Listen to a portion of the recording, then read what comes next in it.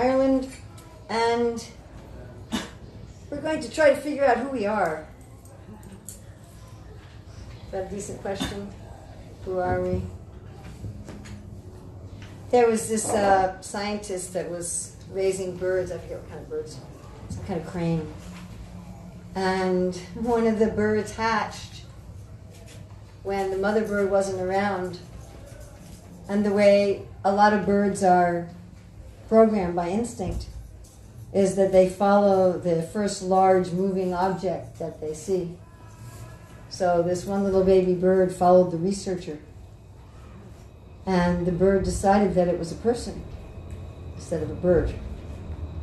So it wanted to come into the researcher's house. It tried to have the researcher's wife for its mate, which was slightly inconvenient. And it basically just couldn't understand that it was a bird. It had the wrong identity. It didn't do very well in its bird life. So often we think that we're something that we're not.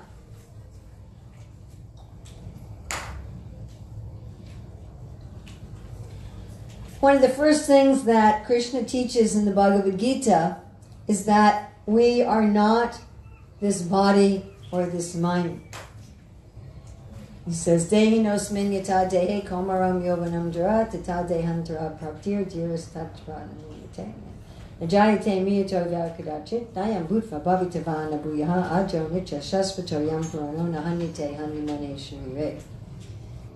This body is going through all kinds of changes, right? We were all little babies at one time.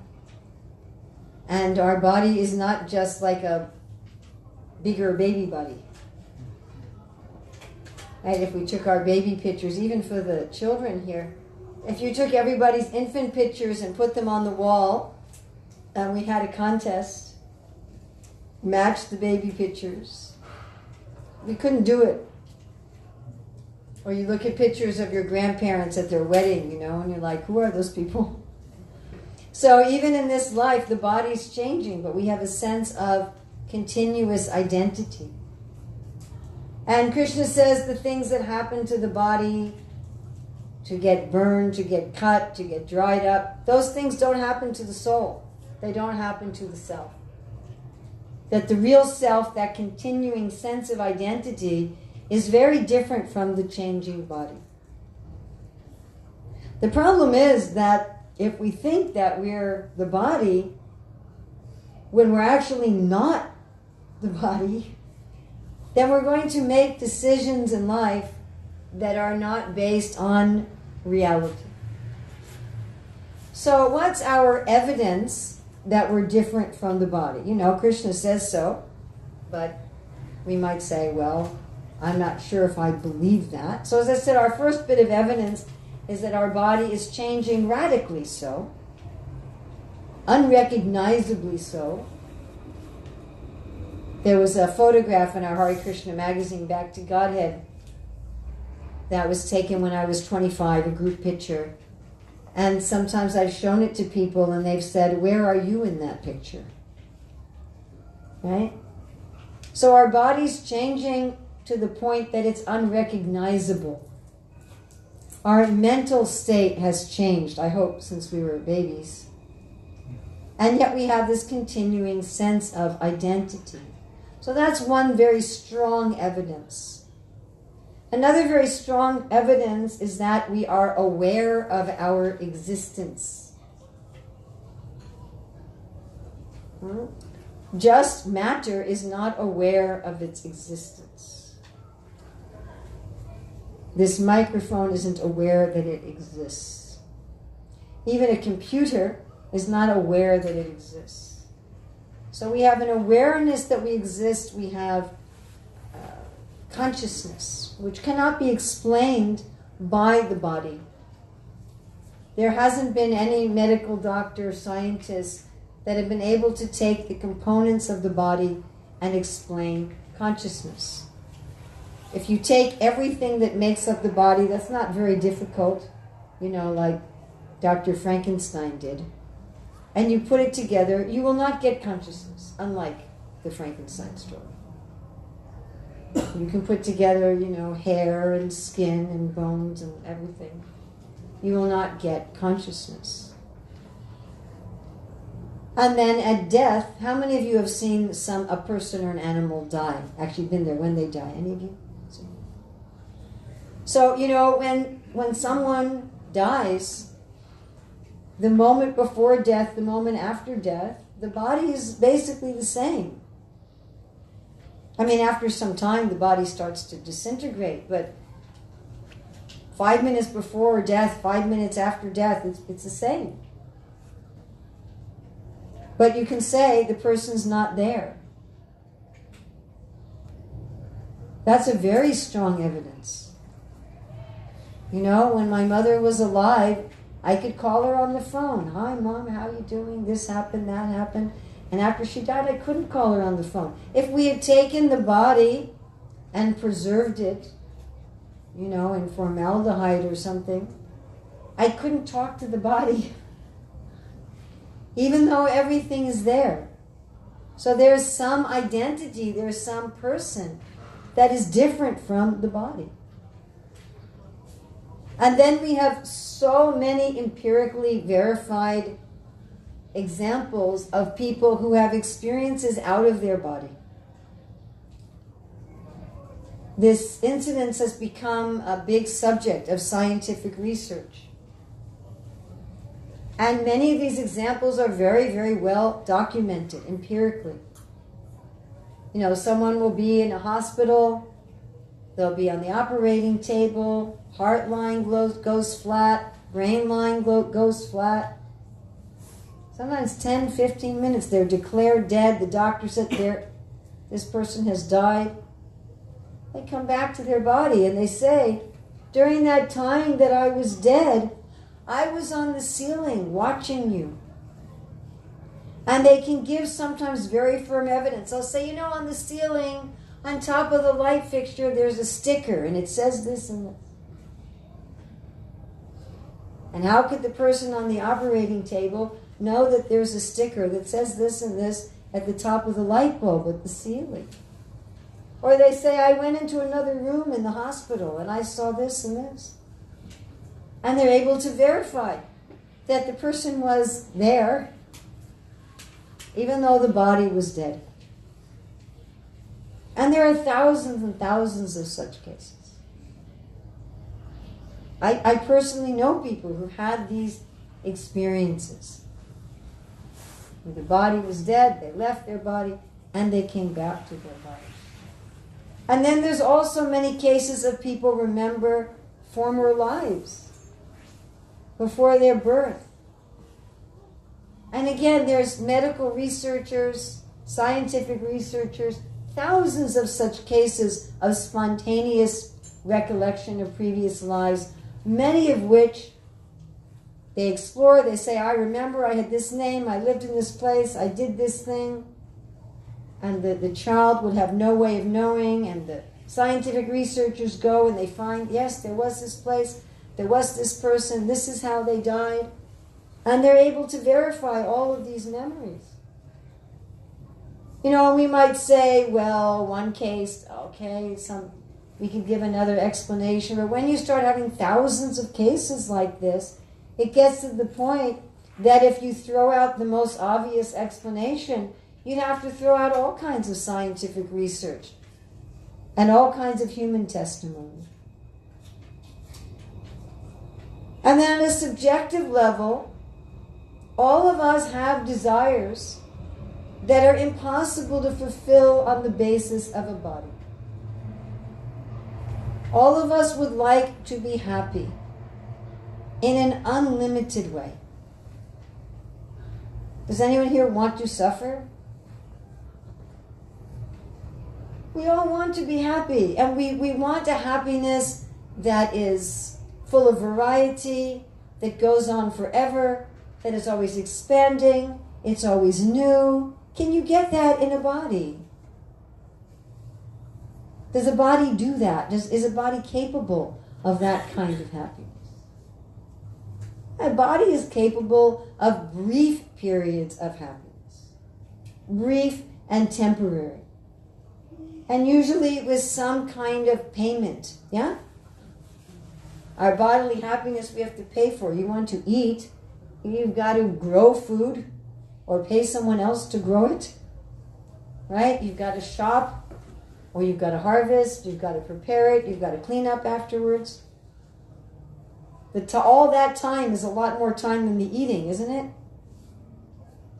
I'm sure, some of us have probably spent 4 hours, 5 hours, 6 hours in the kitchen to prepare a meal that everybody finished in 20 minutes.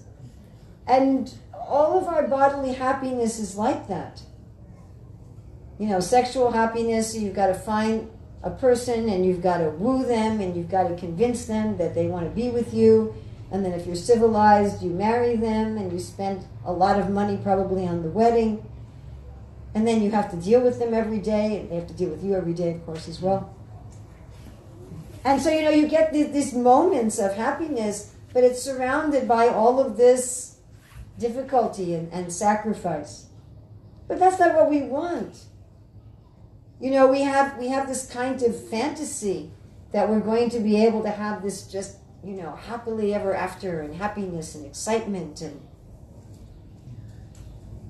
so why, if all we were was the body, why would we, all of us, every single human being, and to whatever extent we can research it, even among the animals, have this desire for unlimited, expanding happiness that the body is incapable of doing if all we were was the body? If we were the body, if this was our identity, we'd be satisfied with bodily happiness because that would be who we are. Why do we all want to live forever as youthful, happy, healthy people? We may welcome death if we're crippled by terrible diseases of old age. Or if, our life is a mess, we might think, oh, better to die. But the person standing on the ledge ready to jump, if you say, hey, I can fix all your problems, they wouldn't want to die. We want an eternal, youthful, healthy life. Can the body do that? No. Where does this desire come from if we are simply the body? There's creatures that live in the desert that have no desire for water. They get all their water from the food that they eat. They never drink water directly. Or what to speak of the aquatics. They live in the water, but they're not thirsty. But if I go in the water, I'll feel thirsty. If I go in the ocean, if I go scuba diving in the ocean, I'll feel thirsty. If I go to a desert, I'll feel thirsty. Because I'm a creature that's designed to drink water. So we have desires that indicate our origin. They indicate our true nature. They give us a very strong evidence that we're not simply this body. So what are we? So Krishna says, Mamai Vamso Jiva Loke Jiva Bhuta Sanatana. But we are part of God. Not just that we're not the body, but we're part of God. We're a divine being. And we're part of God in this kind of really magical, mystical way that we say in Sanskrit, we call it Achincha Beta Beta Tattva, which was taught by, if you see the figure, the deity of Chaitanya Mahaprabhu there in the center. So he taught this philosophy, Achincha Beta Beta Tattva. Achincha means beyond material understanding.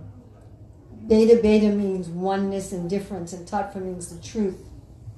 We are part of God in the sense that we are fully one with Him, and yet we are fully a separate individual.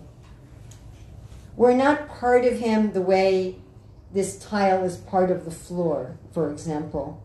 That if you took out one of the tiles, the floor would be incomplete. It's not like that. But we are fully complete. Krishna is fully complete. We are part of Him in this amazing way where we're fully one with Him and yet we're fully different from Him at the same time. And therefore we have the qualities of God in a minute degree. Just like each of the cells of our body, it has the basic template of the body. But yet each cell is very small. And you could say, here's my body, or you could say, here's my fingers, or something like that. So we're a part of God, we're a spiritual being.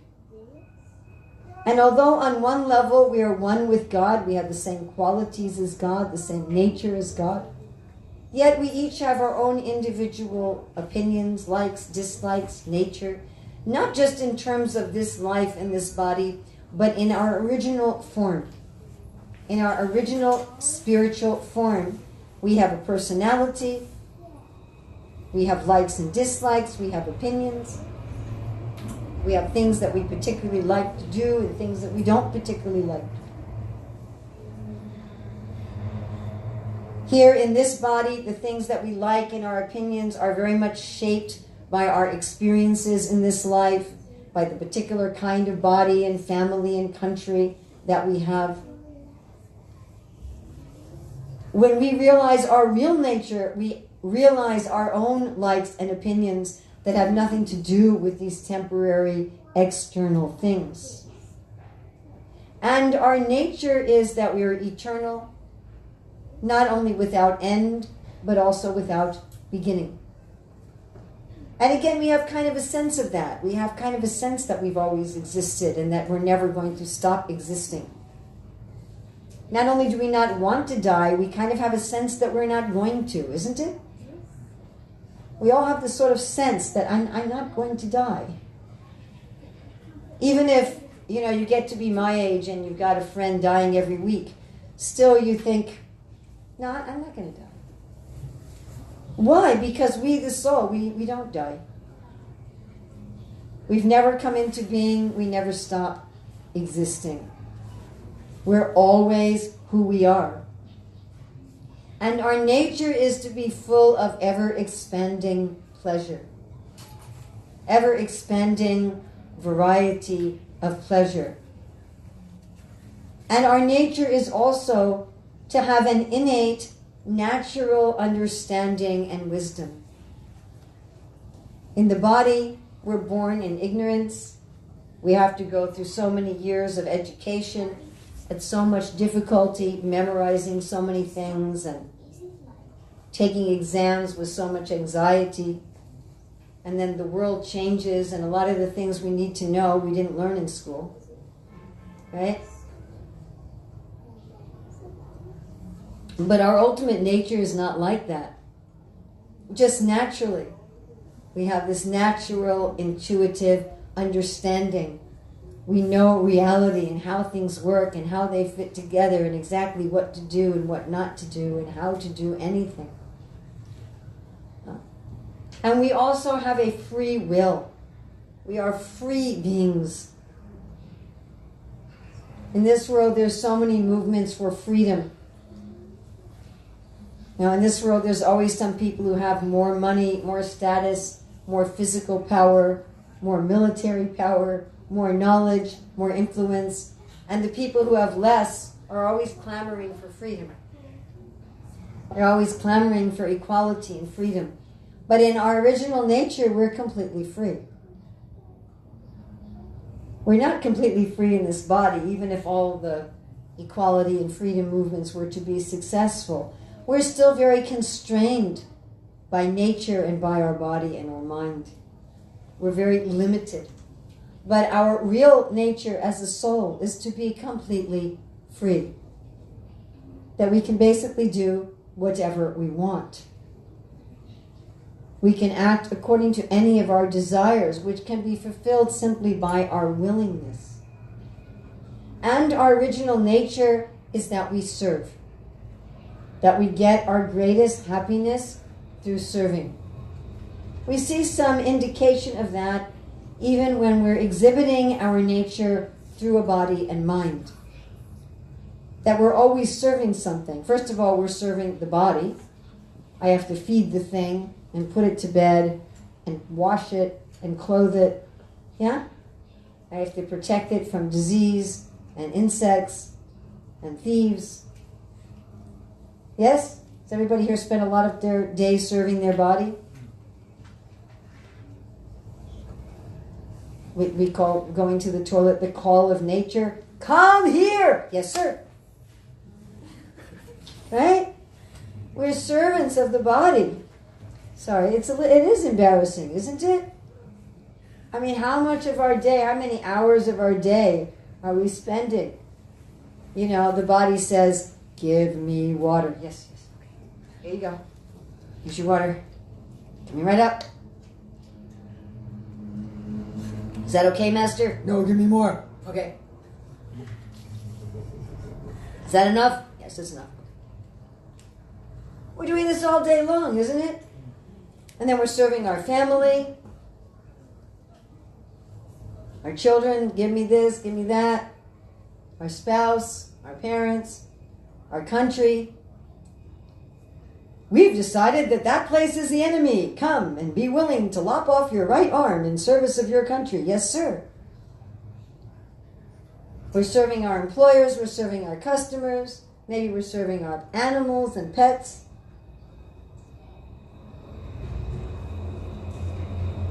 You know, when Srila Prabhupada when he left India, people didn't have pet dogs in India at that time. And he came to America and he was so astonished to see, you know, men wearing suits and ties, taking their dogs and standing there while the dog did their business. I think he would be even more surprised today now seeing that they clean up after the dog. He said some big man and he's standing there as a servant of the dog. The dog's janitor. So we're serving. And this is our nature as a spiritual being to serve. But then our spiritual nature is not to serve this body, but to serve God. Through a loving relationship, not some forced thing. In this world, although we're constantly serving, we don't like it. I haven't met any parents who tell their children, I want you to be a servant when you grow up.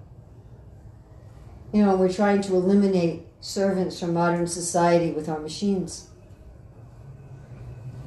But in our real nature, service is very sweet. So this is our real identity. We're a part of God. We're full of eternity, knowledge, and bliss. We're individual. We're free. And we take great pleasure in serving. So what is our relationship with this body? Well, the body itself is actually kind of disgusting.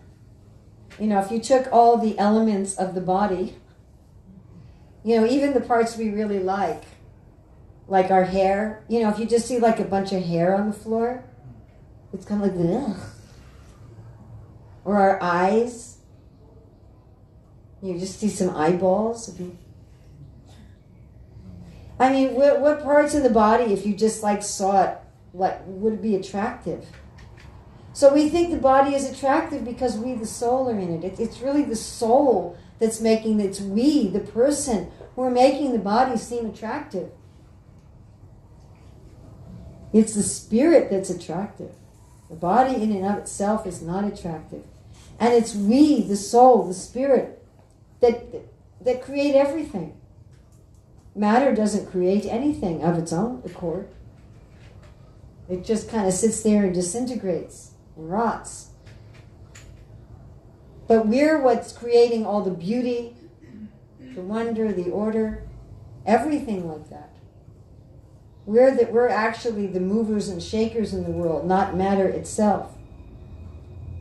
And we rent the body. The owner of the body is not ourselves. The owner of the body is God. And the evidence for that is that he can take any function or any part or the whole thing at any time without notice or permission.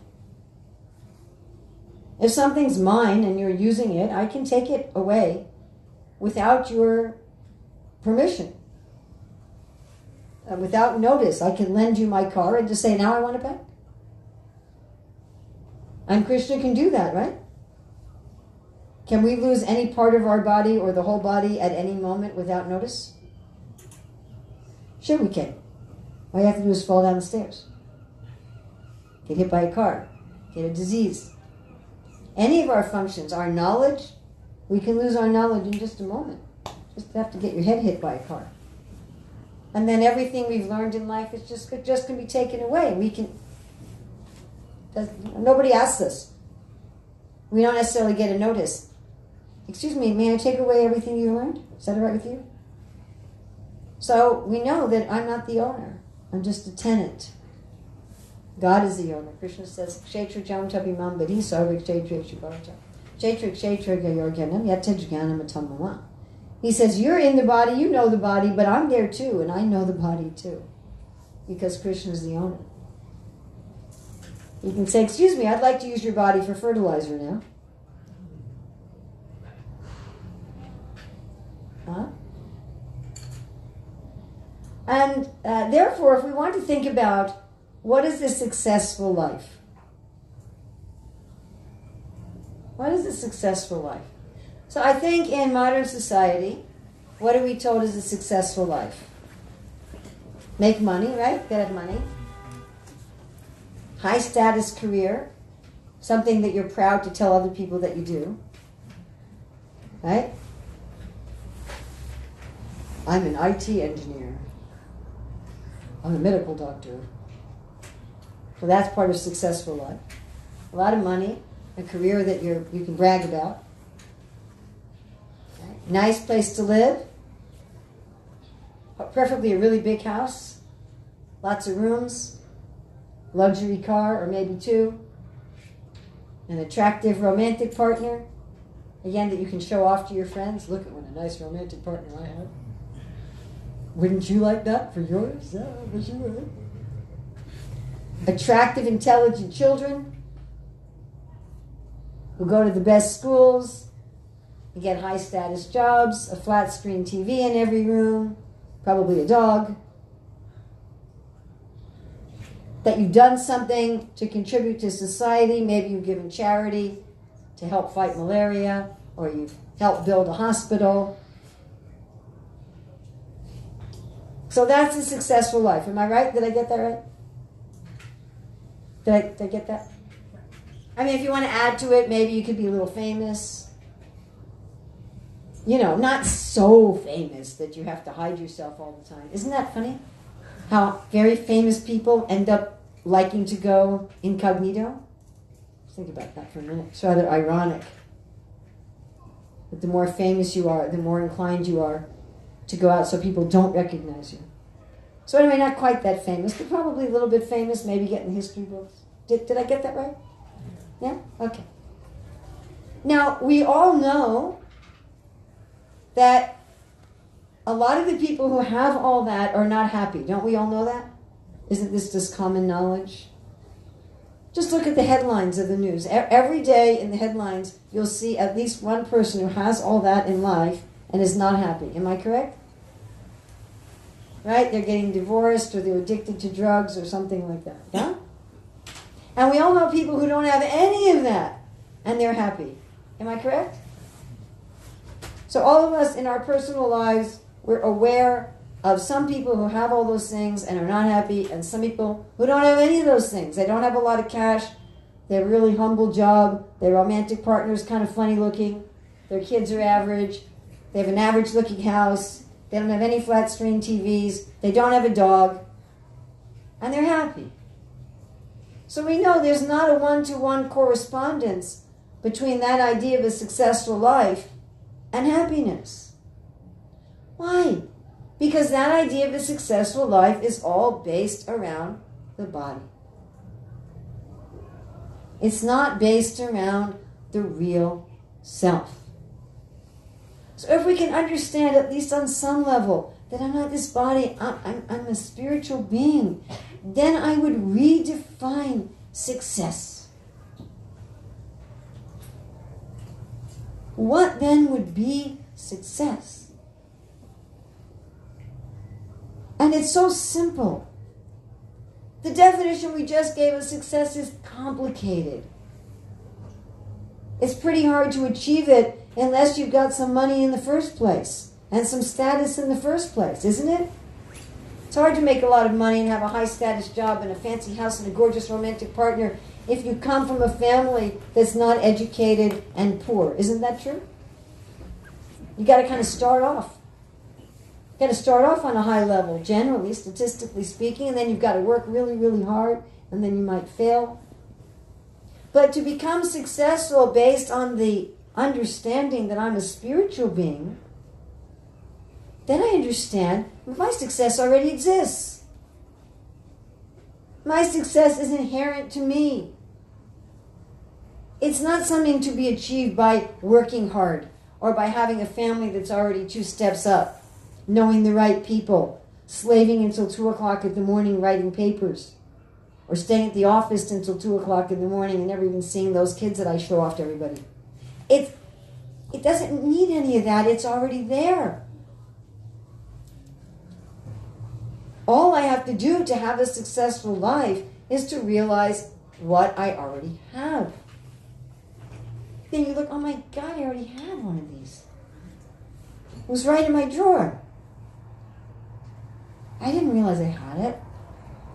Our success is already there. We're already perfect. We're already part of God. It's not something to achieve. It's not something to develop. It's just something to accept.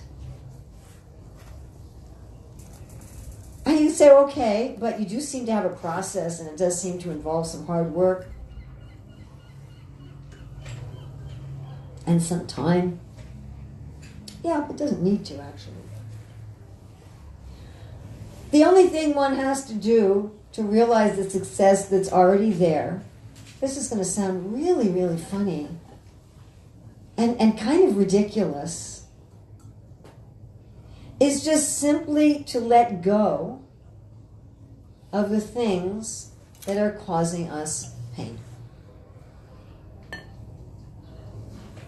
That's all. What's causing us pain?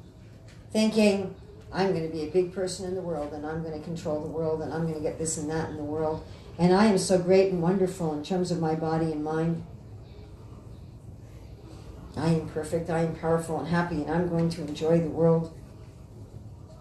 That person is my enemy, and that person is my friend. So if I treat my friend nicely, and I'm careful with my enemy, and if I get more of this and more of that, that's what's making us miserable. What am I going to do if I lose this? And how am I going to get that? Oh, this thing might happen, and that thing might happen, and there might be this problem.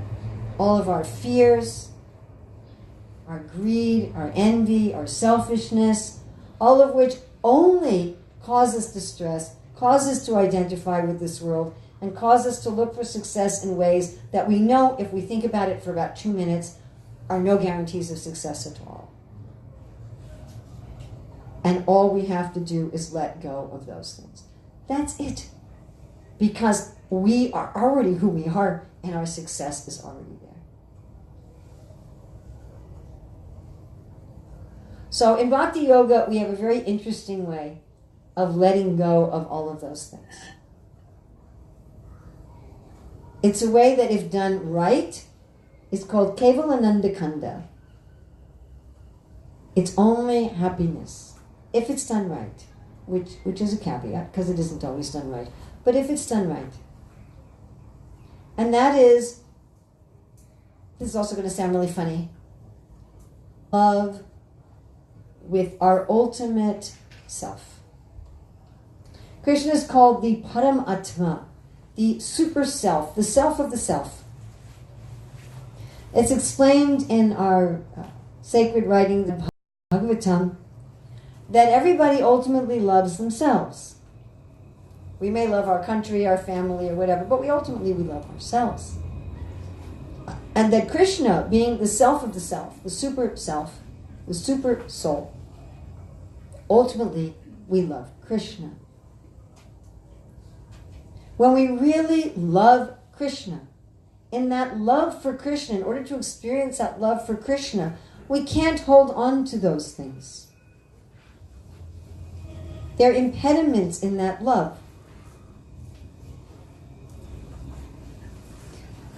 I knew a married couple where the husband had asthma. Eventually he died of it. And at one point he was hospitalized, one of the many points where he came close to death. And the doctor said, "Are there any animals in your house?" He said, "Yes, we have a cat." And the doctors, he said, "Whose cat is it?" He says, "My wife's cat." The doctor said to the wife, "It's either your husband or your cat." She said, "I'll take the cat."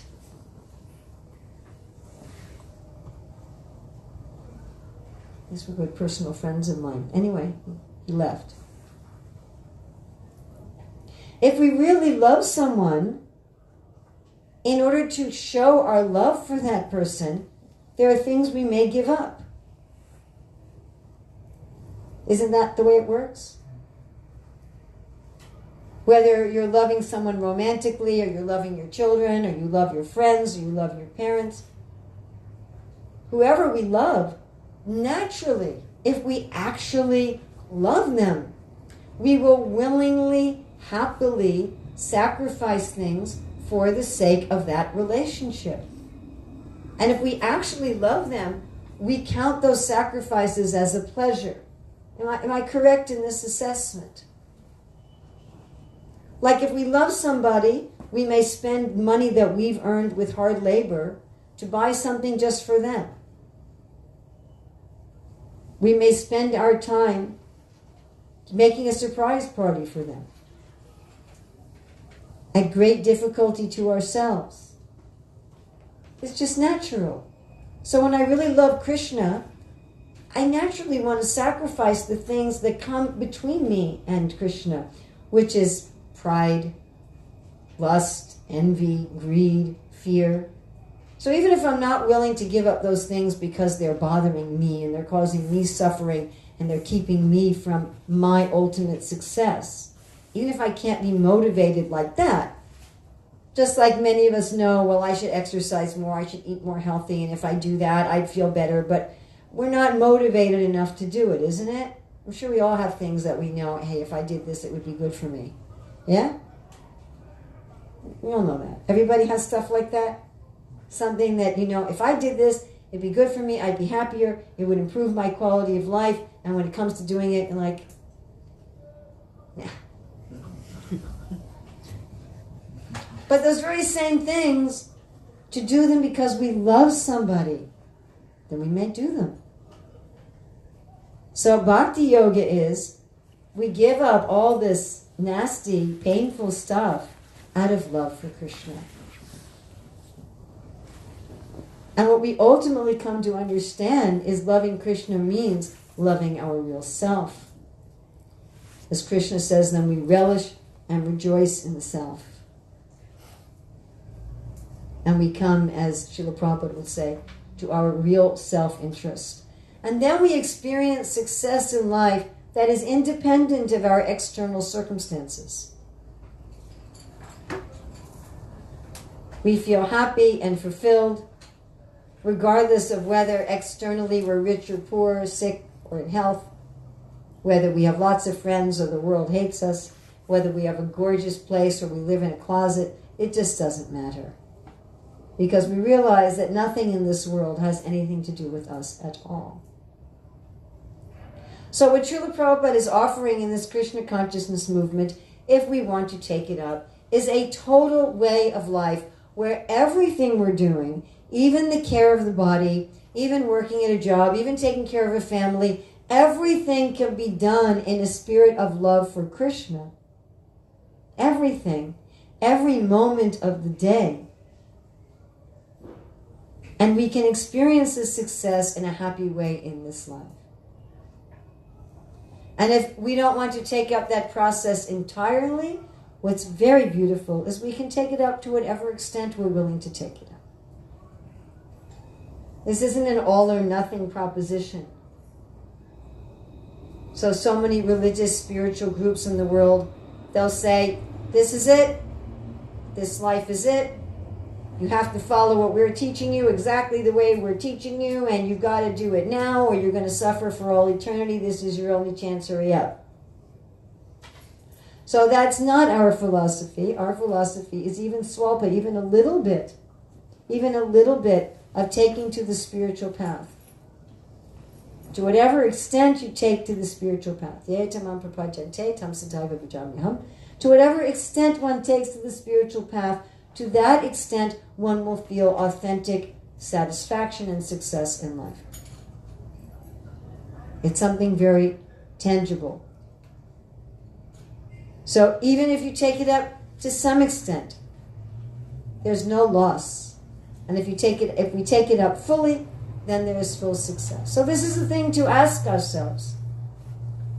Which model of identity and success am I putting my energy into? Am I putting my energy into a model of identity and success that I know is false? If so, why?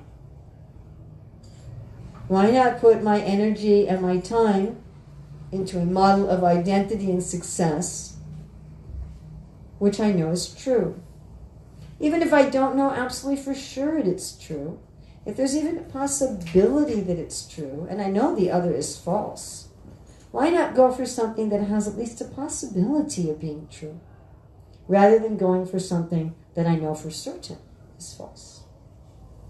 So questions, comments, additions, subtractions?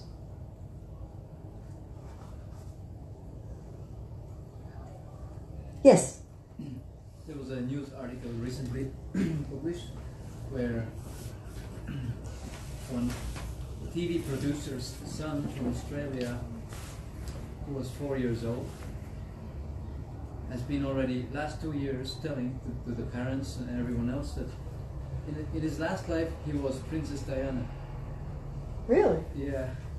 Maybe you were aware. No, I didn't saw know that. that. Interesting. And then they researched what the kid was telling about the places and people, and it was all matching.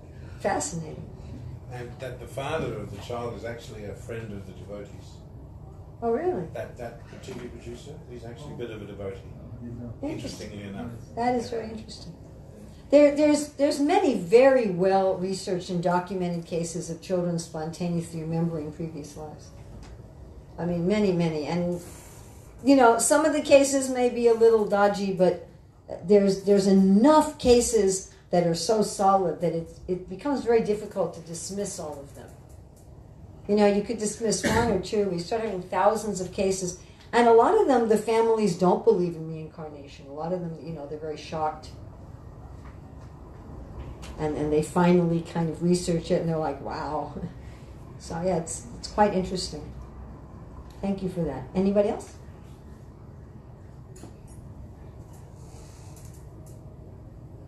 Yes? In 1990, Robert Stack, the actor, American actor, used to host a program called Unsolved Mysteries. And he interviewed this lady who was 45 years old. She was able to remember that she was born in 1900, died in 1911, and reborn in 1945. And when she was 45, she was interviewed by Robert Stack, and she was able to remember everything when she was a young girl after taking therapy. And they investigated that and they found that everything was true. Everything matched, yeah. Yeah, there are actually thousands of cases. Yes. In December 1991, my wife went for an operation in the maternity hospital, and she experienced a near-death experience. She experienced that, and that her soul was on the ceiling, and she was able to see everything that they were doing, and they were trying to resuscitate her, and eventually, but something in her mind was trying to get the soul back into the body. She said she was fighting hard. That's what she remembered, that she was fighting hard to get the soul back. And she still doing it. Interesting. So your wife actually had one of these near-death experiences, yes. So again, there's thousands of very well-documented cases where there just isn't any other explanation other than that this actually happens, yeah. Thank you. Yes?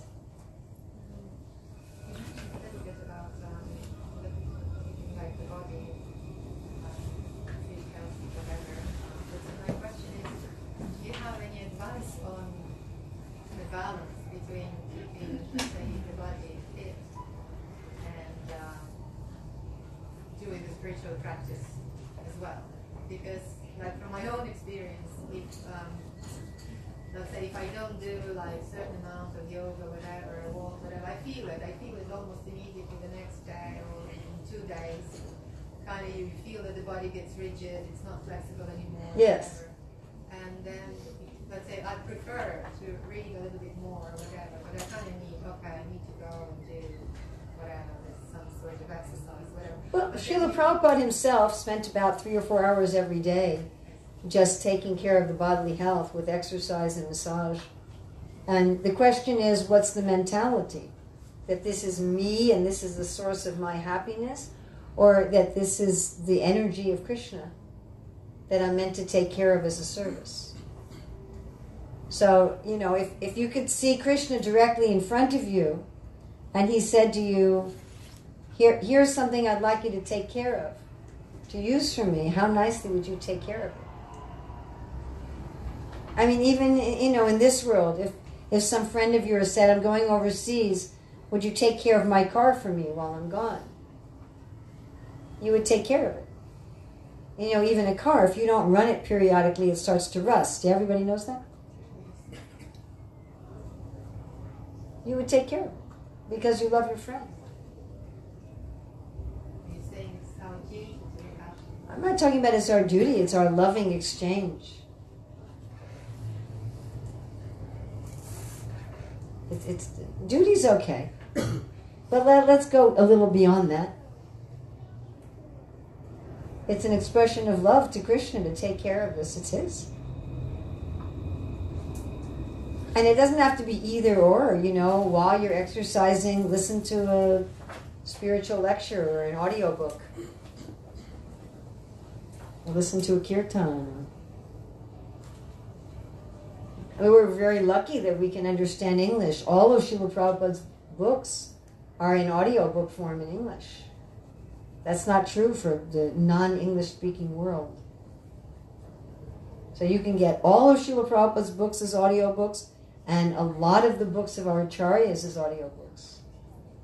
And I listen to that every day. So I read the books myself, but then I also listen to audiobooks, and then there's Prabhupada's lectures by so many other devotees. So while you're exercising and doing yoga, you can also be hearing. It's not an either or, but it can be an and. Is that all right? Anybody else?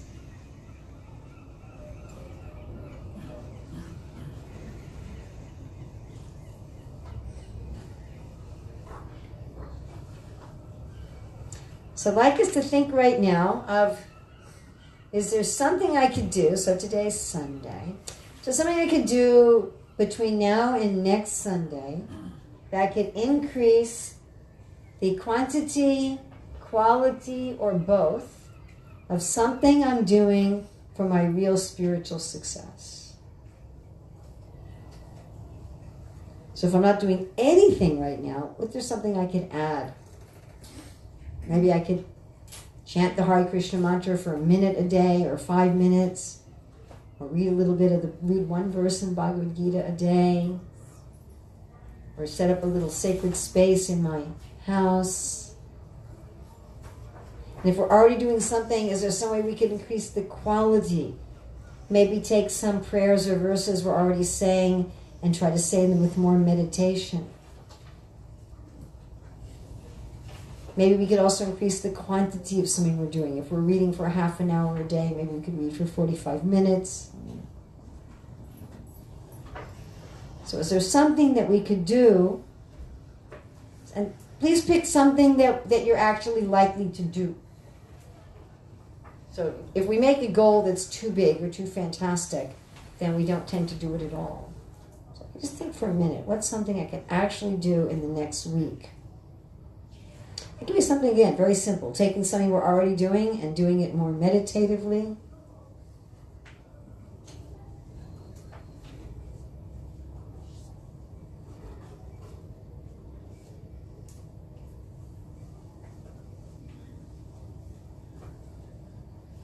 And just for a week. If you want to do it after that, we can do more. Okay, now if it's really personal, that's fine. But if it's not super personal, if you could turn to someone next to you and tell them what you're going to do. Because if we tell somebody, we're more likely to do it. If it's super personal, you don't have to say it to anybody. But if it's not super personal, turn to someone next to you and tell them what you're going to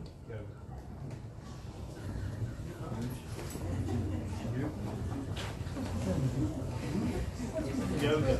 More yoga.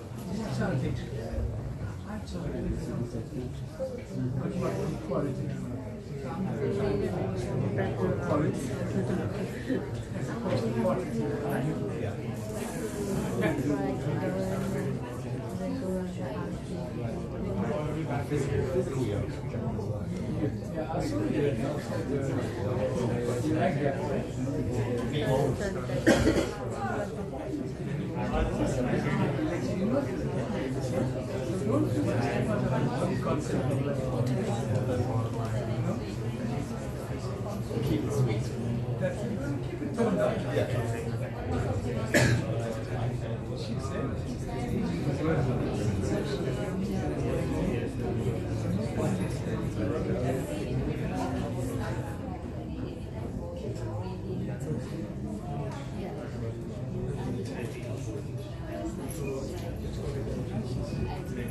Okay, well, thank you very much. And thank you for your hospitality here in Dublin. Hopefully I'll be able to come again sometime. Hare Krishna. Shri Prabhupada ki jai.